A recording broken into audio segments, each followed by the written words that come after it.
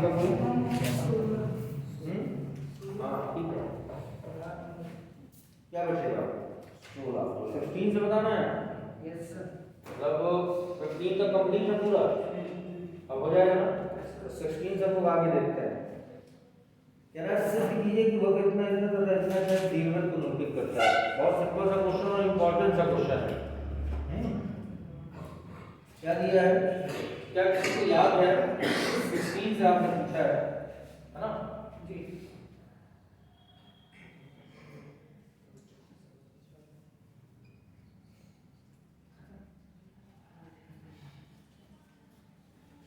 मैं पढ़ा रहा हूँ कि वो क्लास एक ही क्लास का मैटर है केवल, जहाँ हो जाता है तो दीर्घवृत्त का इतना बड़ा होता है, एक ही में खत्म होता है। एक क्लास दो क्लास में इतना ही हो जाता है, दो क्लास में ऐसे आधी करोड़ जब पढ़ाएंगे तो एक क्लास या दो क्लास को ही करना होगा। आधी करोड़ कोर्स में नहीं अरे हम ये कहते सुनिए, वो है या नहीं उससे कोई मतलब नहीं, हमें ये है कि अति परवल है वादी अति परवल है, सीखना है जानना भी तो है, तो आगे चल के दिक्कत नहीं, आज नहीं कल तो हो सकता है।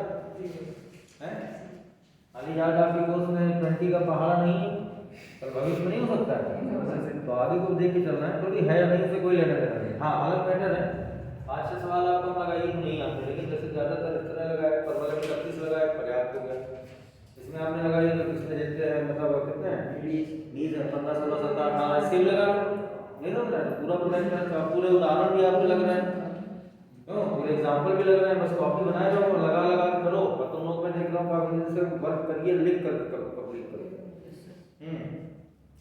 इसी में कह रहा है कि x इक्वल टू जरा बोलिएगा, फिर मैं आपको बताऊँ क्या दे रहा है। x इक्वल टू क्या दे रहा है, cos theta plus sin theta पूरा 3 ब्रैकेट से बाहर y बराबर and y equal to 4 cos theta 4 cos theta minus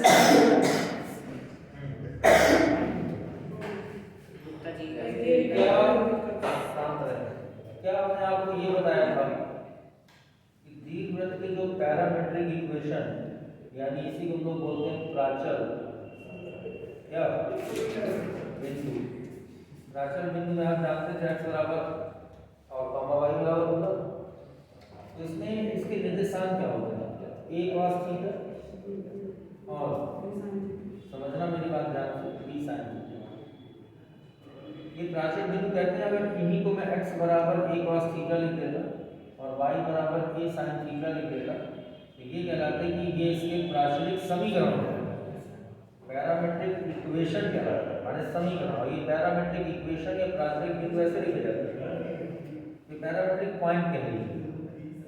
जब हमको कुछ ना मालूम है उसमें, तो हम इसको एनी पॉइंट के नाम से जानते हैं कि परवलय उसमें है, दीर्घवृत्त पर स्थित कोई बिंदु अगर हमको मानना है, तो हम लोग डायग्राम में P नहीं मानते हैं, P क्या जो हम P मानते हैं वो P क्या होता है, तो P का मतलब होता है यही बिंदु, हम इसको P मान लेते हैं, यही पॉइंट मालूम करना है ऐसे। तो अब इसके बाद देखिए, ऐसे ही पैरामेट्रिक इक्वेशन, वैसे ही x और y दे रहा है। अब ये पैरामेट्रिक इक्वेशन क्यों होते हैं, क्यों वो ऐसे पैरामेट्रिक इक्वेशन होते हैं जो इस दीर्घवृत्त को संतुष्ट करना चाहिए। क्यों आपने ऐसे माना कि दीर्घवृत्त है, इस पर स्थित कोई बिंदु ये P है, तो स्थित बिंदु है ना, वो तो दीर्घवृत्त पे स्थित है, तो इसका मतलब उसको संतुष्ट करेगा। x का वर्ग, उसका वर्ग करिए यहाँ पर a square cos square theta, square cut गया तो केवल बचेगा cos square theta, y square मतलब a square sin square theta, sorry यहाँ b होना चाहिए, तो b स्क्वायर sin स्क्वायर, जब b स्क्वायर कट गया तो कितना आ जाएगा sin स्क्वायर थीटा, बस एक बात। तो ऐसे ही ये पैरामेट्रिक इक्वेशन, तो वो क्या कह रहा है, क्या निकालने को बोल रहा है, अगर ऐसा ऐसा है तो दीर्घवृत्त का क्या होगा, दीर्घवृत्त को निरूपित करता है। तो बताइए अगर ये दीर्घवृत्त को निरूपित करते हैं, ये दोनों बिंदु के दीर्घवृत्त को अगर संतुष्ट कर दे तो दीर्घवृत्त को निरूपित करते हैं क्या ऐसा, या इसको ऐसा हल किया जाए जिससे ये दीर्घवृत्त का स्वरूप प्रदान हो जाए, तब तो कहेंगे कि भाई ये दोनों ये है क्या। अब इनको आप देख सकते हैं कि ये दोनों किसी भी वक्र के क्या है, किसी भी वक्र, हमको नाम नहीं मालूम कि इसका है हाइपरबोला का है, सर्किल का है, किसका है, तो हमने कहते किसी भी कर्व के x y है। अब ये जिस तरह हम करते करते जिस तरह का आ जाएगा, ऐसा आ जाएगा, परवलय आ जाएगा, अति परवलय आएगा, वृत्त आएगा, तो वही नाम हो जाएगा। हमने क्या किया, इसमें इनको गिवन पैरामीट्रिक इक्वेशन से समीकरण 1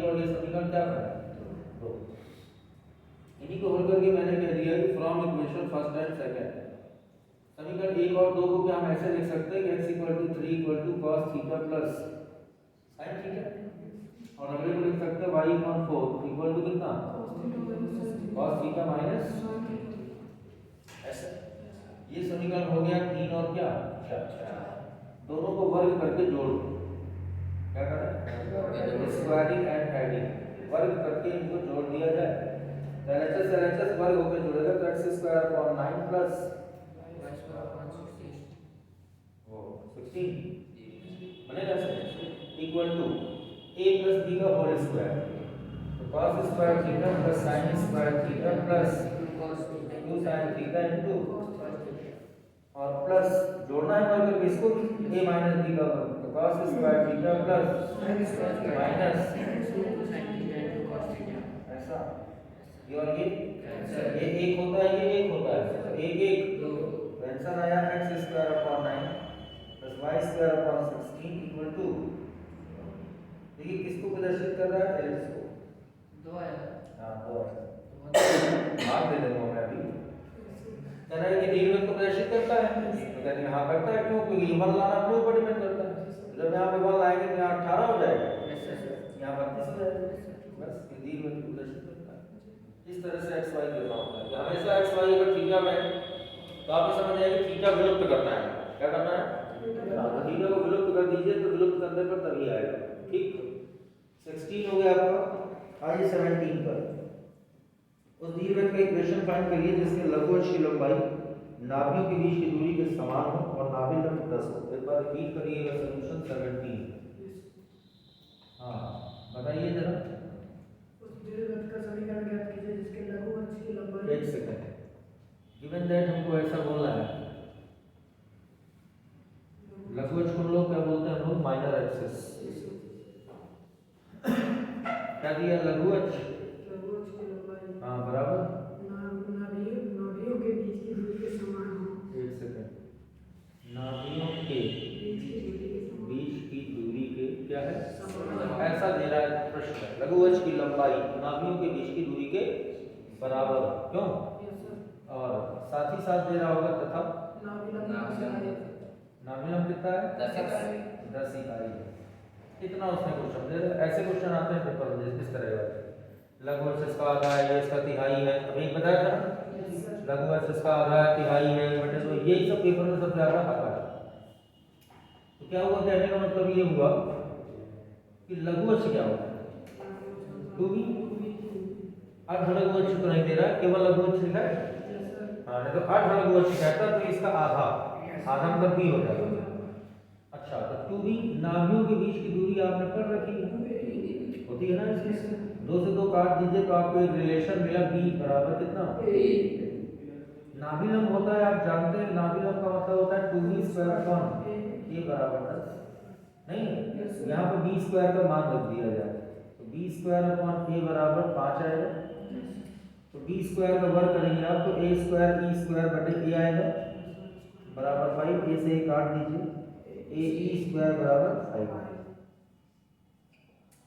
ये दो रिलेशन निकल करके आ गए हमारे और कुछ दिया है नहीं उत्केंद्रता चाहिए तो बिना ए की उत्केंद्रता कैसे निकलेगी उत्केंद्रता इसी से निकल पाएगी तो दीर्घवृत्त के लिए अगर मैं इसमें यही लगाता कि b² = a² 1 माइनस कितना बिना इसके संबंध नहीं निकलता है जो आपको निकालना है अपना निकाल कर रख लीजिए बाकी का बाकी देखा जाए तो मैंने क्या किया इसको हल किया मैंने तो b² बराबर 5a हो जाएगा ऐसे बना लिया मैंने दोनों b के मान यहाँ पर रख दिया अच्छा तो मैंने b की जगह यहाँ रख दिया कितना बोलो a की a²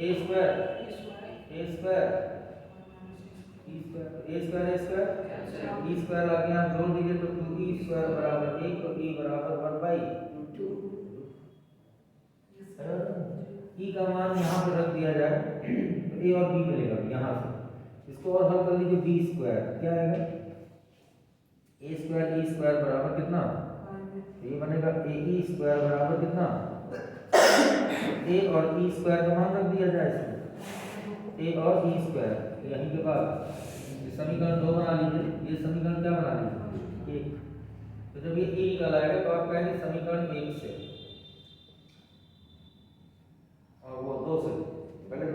क्या है बताओ, ए ई स्क्वायर 1/2 बराबर पाई, तो ए बराबर कितना 10। समीकरण 1 से अब एक ले लीजिए ये वाला, तो b बराबर ए ई है, क्यों a का मान 10 और b का मान √2 का ऊपर नीचे गुणा करो तो 5 अंदर रूट 2 आएगा, ठीक है। तो वर्ग कर दीजिए तो b स्क्वायर बराबर हो जाएगा 50, नहीं हो जाएगा, और a स्क्वायर बराबर 100, नहीं हो जाएगा। तो दीर्घवृत्त का समीकरण तो बन ही गया, है ना। तो अतः दीर्घवृत्त का जो समीकरण कहलाएगा वो x square upon a square plus y square upon b square equal to, clear है सर। अब देखिए 17 हो गया, 18 में आ जाता है। उस वृत्त की त्रिज्या याद करनी जो दीर्घवृत्त कितने में नाभिक होकर के जाता है, और इसका केंद्र 0,3 हाँ ले लो निकाल लो, बता देंगे। बहुत अच्छे अच्छे क्वेश्चन थे और उससे आसान भी है, और आज का डेट में पूरा जितना दीर्घवृत्त है इसको लगा लीजिए, और हो सकता है चलो वो बात की बात हम बताएंगे।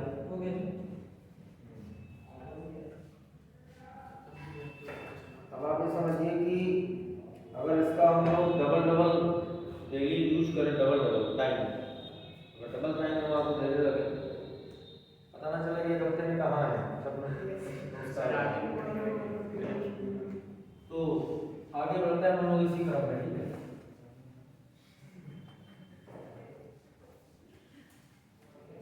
दिखता है कितनी बड़ी एक्सरसाइज है, इतने सारे क्वेश्चंस हैं, कैसे लगेंगे कैसे क्या होंगे, है सब वही मटेरियल, 1 करोड़ 10 आते हैं अगर अच्छे से पढ़ लिए तो। अब देखने में सरल लगती है पूरी एक्सरसाइज आ रही है तो हमने, अब देखो वैसे कल लग रही थी 11 ये बहुत सारे सवाल हैं, यानी कैसे कैसे का आज लग रहा है जैसे हम यहाँ 17-18 तक पहुँच गए तो लाइन से होगा, ये तो अपनी अपनी प्रैक्टिस पर डिपेंड करता है कि हमें क्या करना है।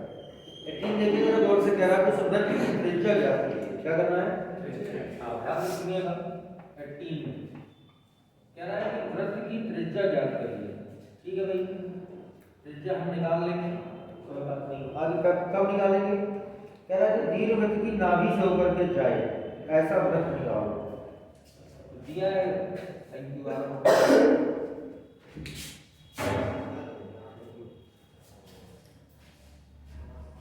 तो दीर्घवृत्त का इक्वेशन क्या होगा, दीर्घवृत्त का समीकरण बता सकते हैं, x square upon a square plus y square upon b square equal to 1। ये कितना दिया है, 9।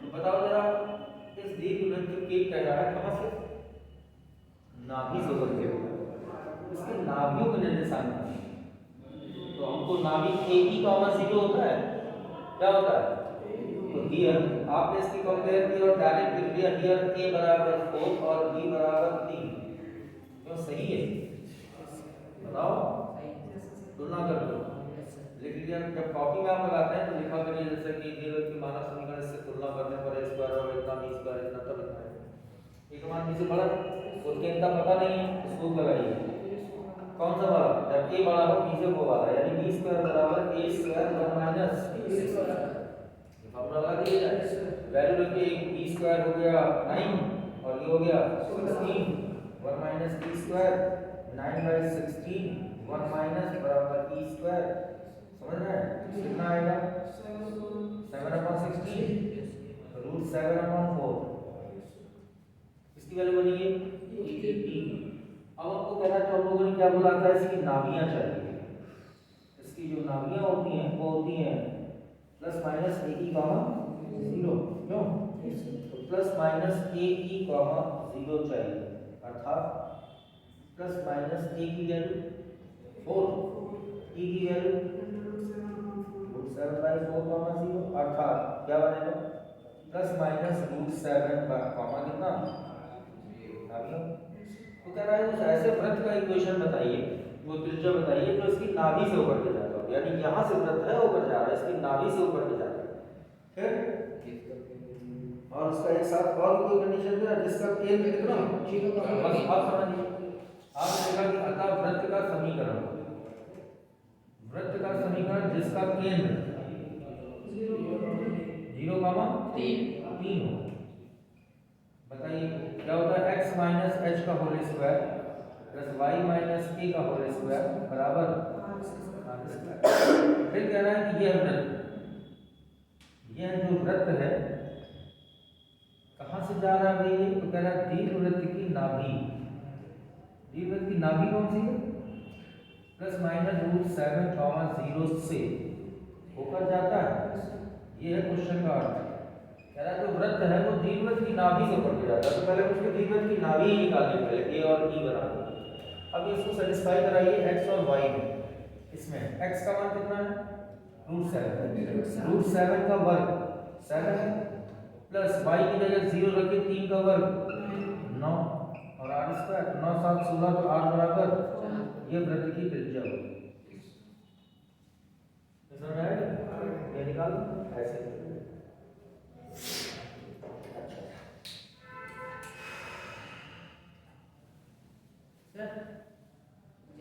नहीं हम बताएंगे,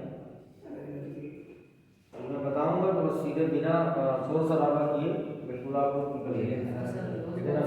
एक और है, आज इसको कंप्लीट कर लीजिए। अब केवल ये कंप्लीट हो जाएगा दीर्घवृत्त जैसे, और उसके बाद फिर आपकी परवलय हाइपरबोला आएगा, वो भी इसी तरह का है। जिसको ये आता मैंने बोला ना, वही सब चीजें उसमें अंतर है, थोड़ा सा -10 का बस। तो अगर ये कॉन्सेप्ट आपको अच्छे से तैयार हो तो समझिए वो तो आने आना है। तो एक देखिए जरा इसको कंप्लीट कीजिए, 19 पढ़ो जरा, क्या ज़्यादा सा क्वेश्चन है। तो ये हो गया, ये तो हो गया। अच्छा 19 पढ़ो अपनी तरफ से जरा, और क्या है कॉलम में हेडिंग कीजिए तो।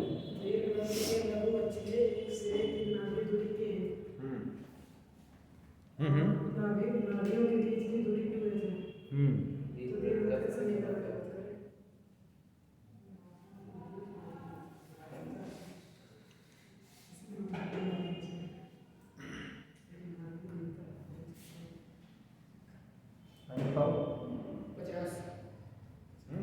बस ये लास्ट है,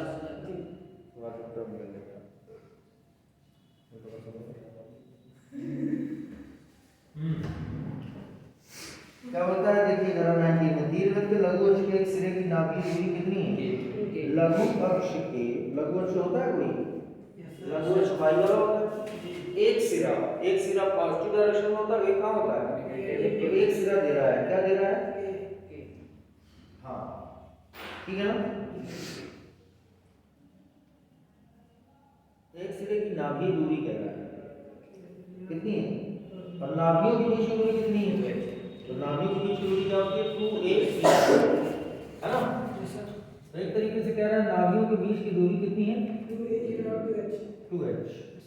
ए बराबर क्या हो गया, h। नाभि दूरी दे रहा है,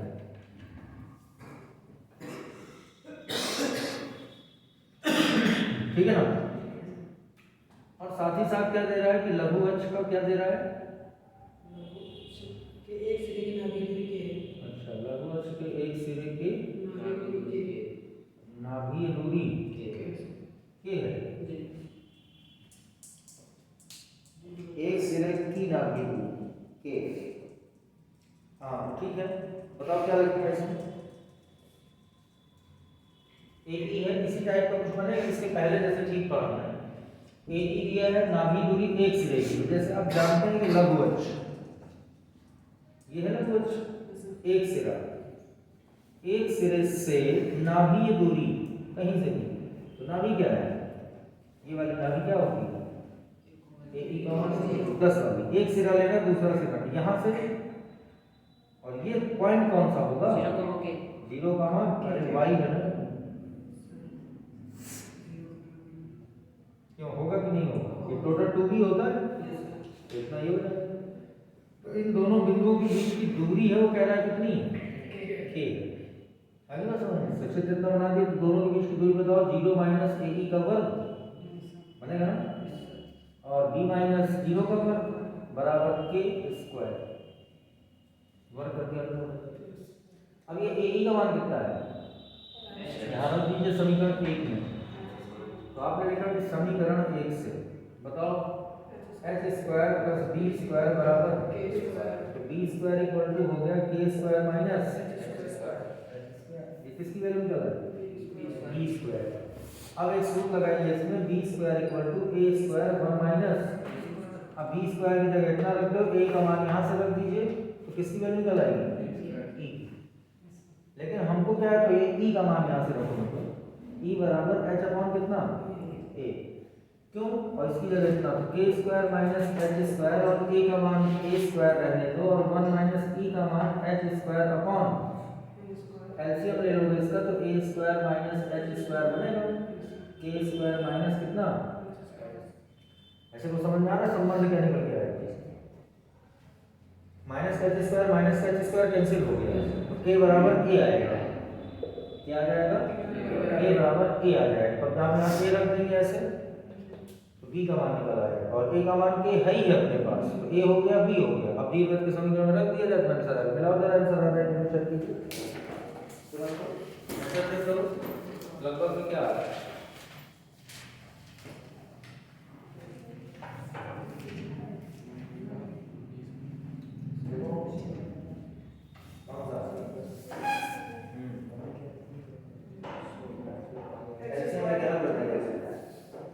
एलसीएम लेके हल कर दीजिए। Yes sir. बस इसको भी निपटा लीजिए, इसके बाद फिर फ्री हो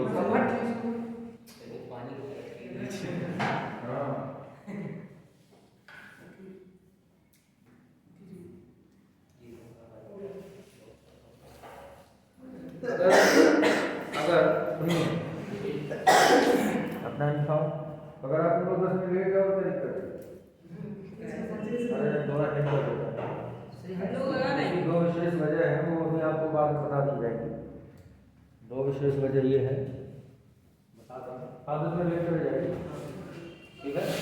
महत्वपूर्ण चीज को समझिए, महत्वपूर्ण। चलिए, तो ये कितने बच्चे हैं?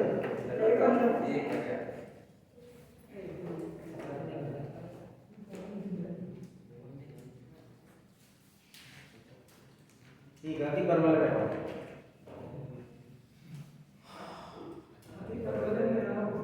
अति परवल देखिए परिभाषा किताब में, तुरंत किताब में परिभाषा देखिए क्या आ रही है। अरे कल वाला तो आप लोग अति परवल जिनका विपद होता है, जिसकी दूरियां एक स्थिर बिंदु से और सरल रेखा के बीच की अनुपात अचर होता है और एक से अधिक होता है, यानी कुल मिलाकर के ये चीज यहाँ पर बोलना है। जब हमको हाइपरबोला जब पढ़ना है, अति परवल है, हाइपरबोला कह रहा है एक ऐसा सांख्य होता है जिसकी उत्कीर्णता 1 से सदैव, अब जितनी उत्कीर्णताएं निकालेंगे सब 1 से अधिक आएगा, 3/2, 5/2, मतलब 1 से अधिक नजर आएगी। अच्छा, अब वही पूरा दीर्घवृत्त जैसा पूरा प्रोसेस देखिएगा, मैं कैसे रिपीट कर रहा हूँ, तुरंत 1 मिनट के अंदर हो जाएगा। मुझे जो बताना है बस उतना ही, बाकी आप कहेंगे तो बिल्कुल सिमिलर हो गया है ना।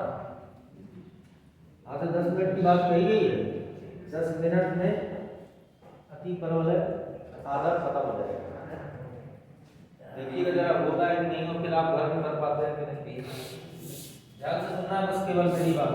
X square upon A square minus Y square upon B square equal to 1, shortcut में इसको समझना है। ये अति परवलय का मानक समीकरण होता है। एक वर्ग में क्या होता है? प्लस होता है।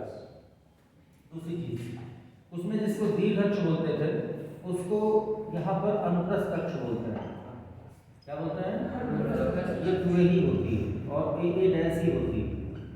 चित्र में बी डैश जैसे हम लोग मानते थे इसको, तो उसको हम लोग संयुग्मी अक्ष बोलते हैं, कॉन्जुगेट एक्सिस। ये कितनी होती है? उसमें दीर्घ अक्ष लघु अक्ष होता था। अच्छा, उत्कीर्णता वाला जो सूत्र होता है तो बी स्क्वायर बराबर ए स्क्वायर और ई स्क्वायर माइनस क्या लगेगा? क्यों? ई में एक घटेगा क्योंकि ई एक से बड़ा होता है। इसमें ये तरीका, ये कब के लिए है सब चीजें? जब ए का मान बी से क्या होगा।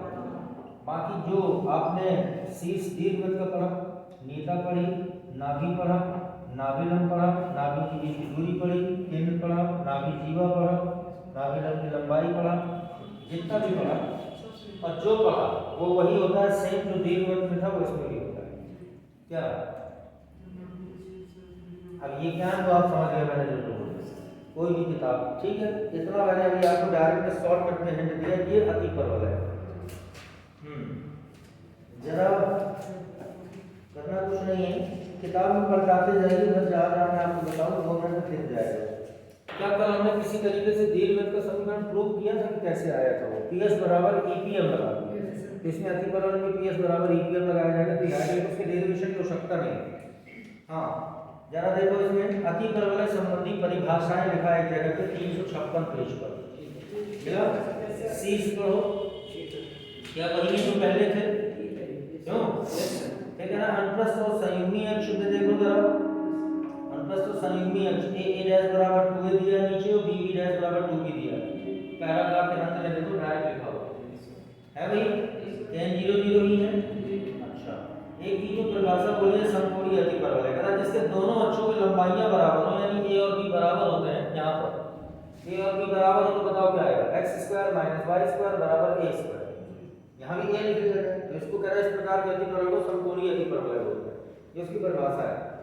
आगे देखो उत्केन्द्रता का क्या सूत्र, वही लिखा है जो मैंने बताया आपको, कोने में ब्रैकेट में b² - a² e² - 1 लिखा है ना। तुमने हल किया उसको आप करने की जरूरत नहीं, केवल डायरेक्ट। आगे देखो अति परवलय की दो नाभियां दो नियताएं लिखी हैं। अति परवलय का नाभि लंब कहीं हेडिंग पड़ी है, देखो लिखी है वैसे सेम टू सेम है नहीं है। नाभि लंब के सिरों के निर्देशांक देखिए ये होते हैं a b² अपॉन a और a लिखा है ना उसमें। अच्छा, अब आ जाइए एग्जांपल में। एग्जांपल एक देखो किताब का पहले, क्या मान लो बीच में प्लस लगा होता, अगर ये दीर्घवृत्त का सवाल होता तो क्या उत्केन्द्रता और नाभि लंब की लंबाई निकाल देते?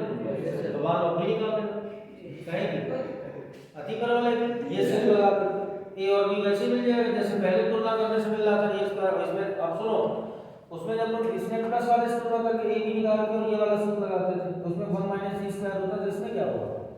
c² - a b निकाल के निकल आएगा। पहला क्या हो गया, क्या दूसरा हो जाएगा a और b तुलना करने के बाद इस सूत्र में रखोगे e निकल आएगा।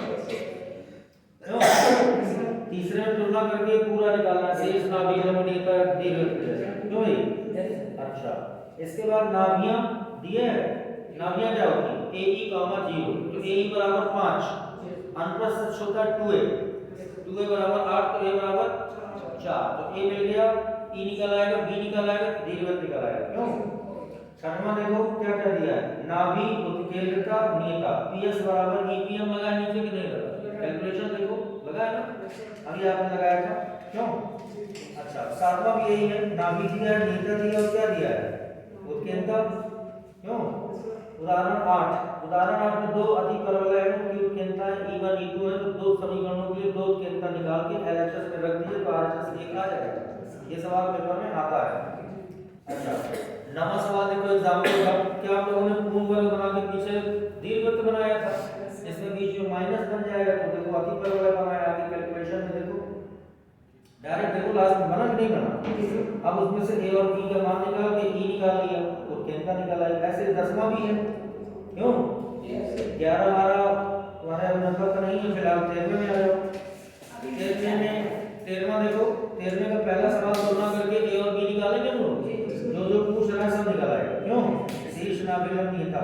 ठीक, 14वां भी ऐसा ही है, शीर्ष दिया है। शीर्ष क्या होता है, जैसे एक सवाल लगाया था प्लस माइनस a, 0 a का मान डायरेक्ट मिल गया, वही चीज है। एक्सरसाइज 11H में आओ, नहीं बाकी से देख नहीं पाए होते देखते नहीं 11 A में 1 से लेकर के कहां तक, 1 से लेकर के 13 14 15 16 17 19 देख लो ना, तो देखो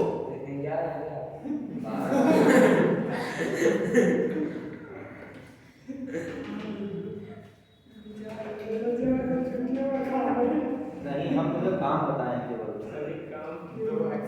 नहीं अपनी जगह है वो, कुछ भी है वो सब छोड़ दीजिए। पहले ये देखो जो मैं बताया गलत तो नहीं बता रहे कि अगर मैं दीर्घवृत्त अच्छे से पढ़ा है तो बताओ जो सवाल उसमें पढ़े हैं PS बराबर EPM शीर्ष नाभि नियता नाभि लंब लघु दीर्घ का। अब सुनो इधर, जैसे क्वेश्चन था जिसका नाभि लंब दीर्घ का आता है, अब इसमें भी कहेगा अति परवलय का नाभि लंब उसके अनुप्रस्थ अक्ष का आता है। अनुप्रस्थ अक्ष क्या होती है, उसमें इसको क्या बोलता था, दीर्घ का आता है, तो भी 2a/2 होता था, इसमें बोलेगा अनुप्रस्थ अक्ष का आता है। ऐसे भी क्वेश्चन है, लेकिन आपको फिर से वही चीज है, चाहे वो हाइपरबोला निकालना हो और चाहे वो एलिप्स बनाना हो, आपको इसके लिए a का मान, b का मान और यही पहले भी निकालना था और यही अब भी, और इस सूत्र की जरूरत है। अगर दीर्घवृत्त है तो 1 माइनस ई स्क्वायर, क्योंकि उसकी उत्केंद्रता 1 से कम होगी, और अतिपरवल है तो बी स्क्वायर माइनस 1। जब ये पूरा सिमिलर हो रहा है, ये पूरे सूत्र एक जैसे ही होते हैं, सब सेम टू सेम। जो नया होता है वो मैंने लिख दिया है, एक नया ये होता है, एक नया ये होता है, एक नया ये होता है, इसके अलावा सब पुराना ही है। तो समझो कि जब ये सब पुराने तरीके से सूत्र ही होते हैं तो कैलकुलेशन मेथड भी दीर्घवृत्त के जैसा हो।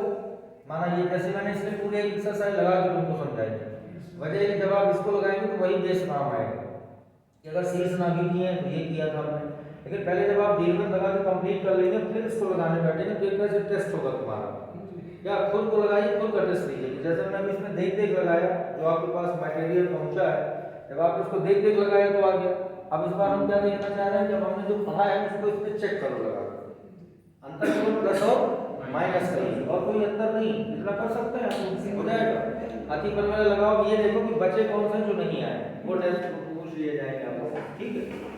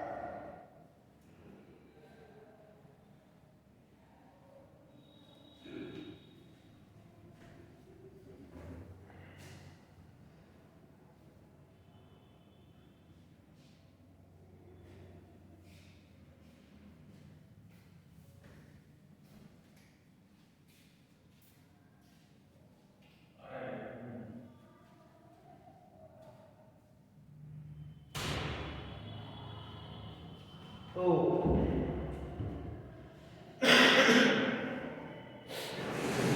इसी क्रम में देख लो कि बस थोड़ा सा डिफरेंस था, जैसे जैसे जो करना था उतना आपने भी सीखा भी, जैसे कुछ क्वेश्चन इसके लिए लेंगे भी लगा के देखते हैं कि क्या कैसा रिजल्ट बन के आएगा। तो कैसे क्या निकल के आता है वो समझना बहुत जरूरी है। अभी मैं क्वेश्चन ले लेता हूँ 2-4 शेड्स के, उसको भी देखिए जैसे कभी हम लोगों ने किया। इसमें भी क्या है कि जैसे मैंने अभी आपको बताया, तो मैं लिख के इसके ऊपर हेड कर देता हूँ कि हाइपरबोला जब हम लोग करते हैं तो हाइपरबोला क्या है, हमको अतिपरवलय बनाना है। तो क्यों हमारा हुआ,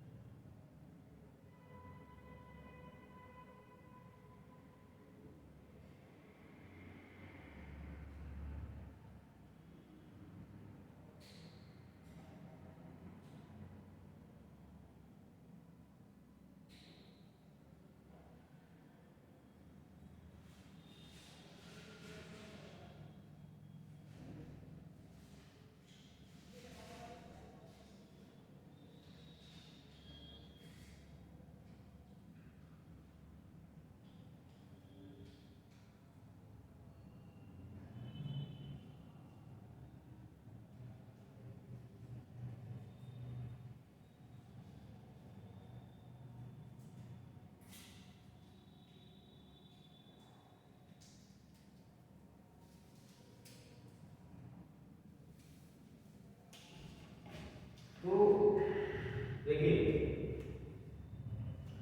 अगर इसके इंपॉर्टेंट क्वेश्चन पढ़ने के लिए हम लोग हाइपरबोला में मैंने समझाया फटाफट कि दीर्घवृत्त जैसा है, तो दोनों लोग समझ गए कि बाउंड करता है, दूसरे में भी कोरिलेटेड है।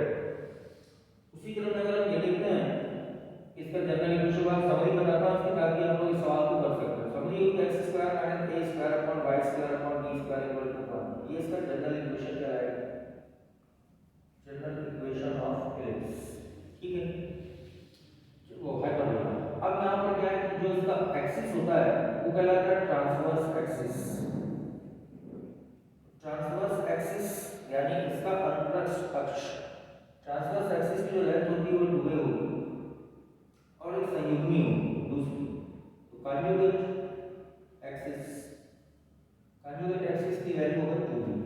जब हम इलिप्स को पढ़ते थे तो इलिप्स में इसकी जगह प्लस जब होता था ये मेजर एक्सिस और माइनर एक्सिस कराते थे, ठीक है। तो कॉन्जुगेट ये हो गया। इसके बाद हम लोग जो रिलेशन पढ़ते हैं, जो हाइपरबोला एक ऐसा सांको होता है, ऐसा कोनिक होता है, जैसे एक कोनिक है ना, ये एक कोनिक को प्रदर्शित करता है।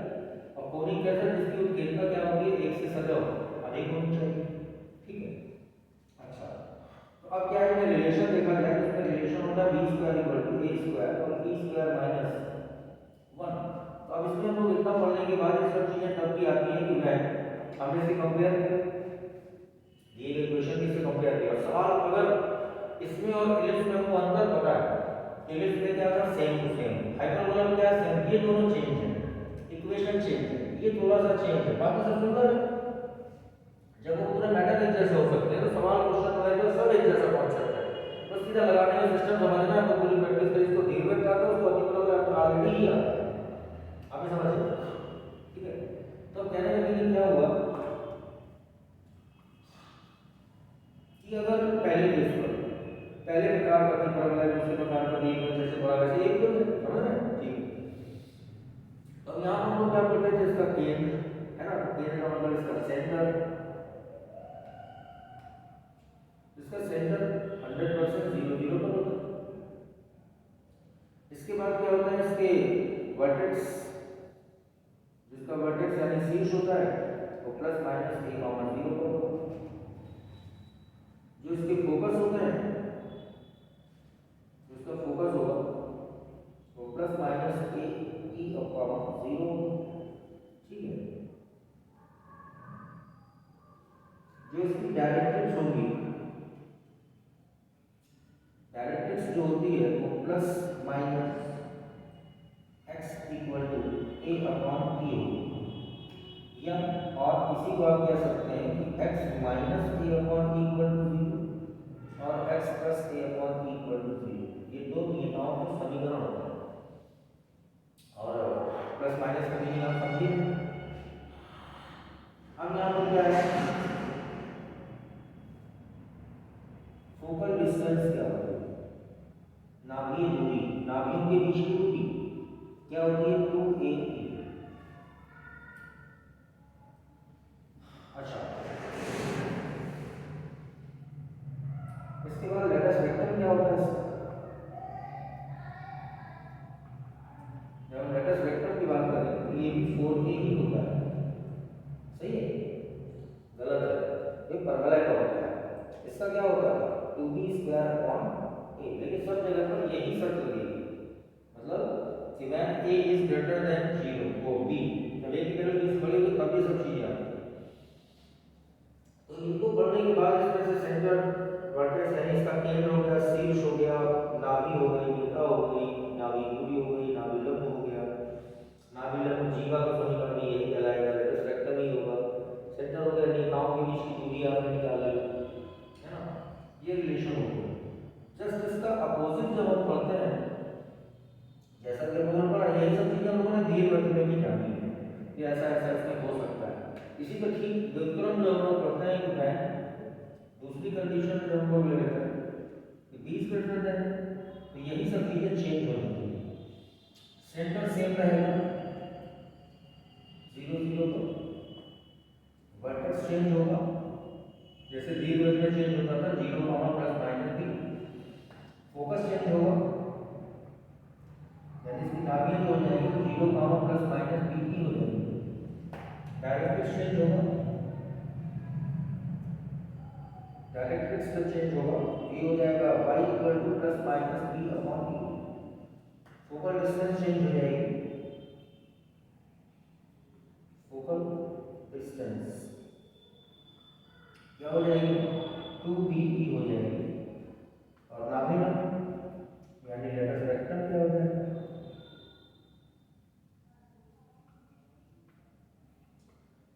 ये 2a स्क्वायर अपॉन b हो जाएगा।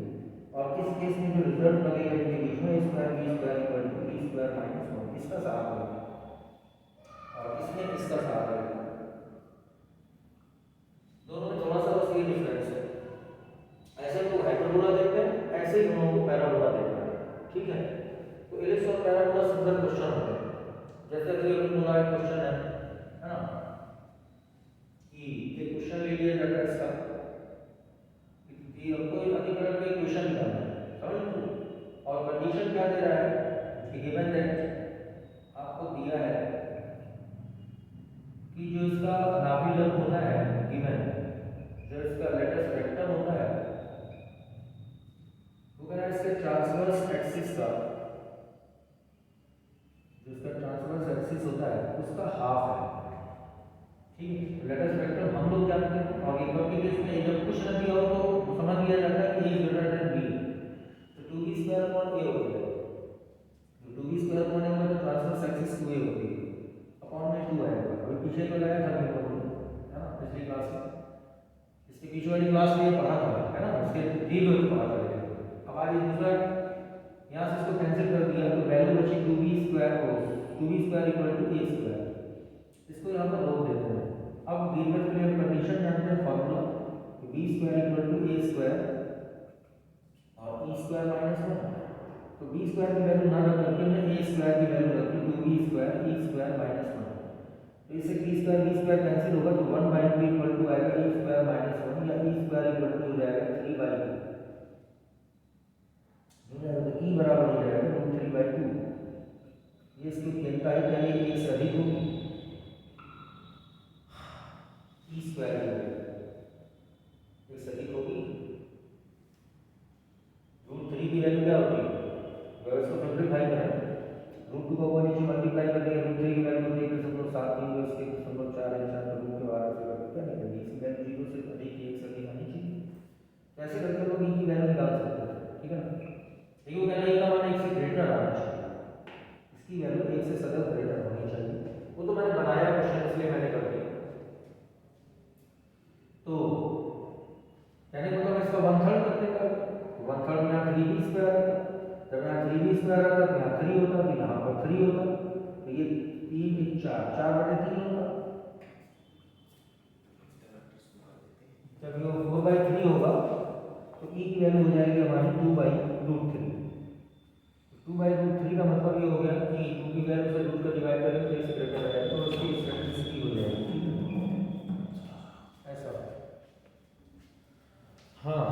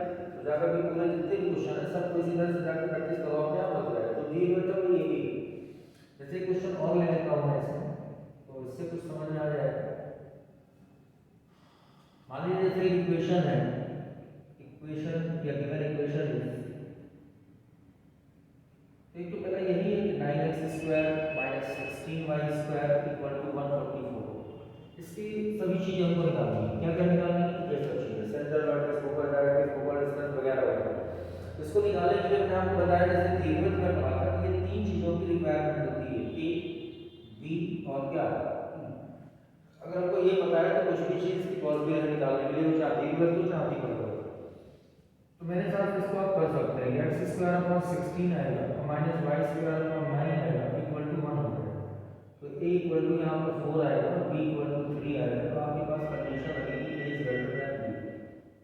पहले इसका रिलेशन लगा के हम लोग b² बराबर e² और ई स्क्वायर माइनस 1 लगा करके इससे हम लोग पहले ई निकालेंगे।